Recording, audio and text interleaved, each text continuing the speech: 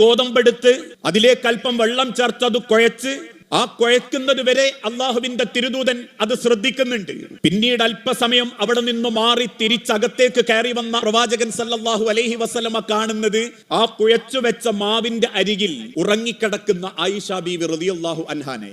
മുഖത്തൊരൽപ്പ പുഞ്ചിരിയോടെ ആയിഷ ബീവിയെ തട്ടി വിളിക്കാതെ ആ കുഴച്ചു വെച്ച മാവെടുത്ത് ചുട്ട് റൊട്ടിയാക്കി ആ ചൂടുള്ള റൊട്ടി ആയിഷ റളിയല്ലാഹു തആല അൻഹാന്റെ മുൻപിൽ വെച്ച് പതുക്കെ അള്ളാഹുവിന്റെ തിരുദൂതൻ ആയിഷ ബീവിനെ തട്ടി വിളിച്ചു.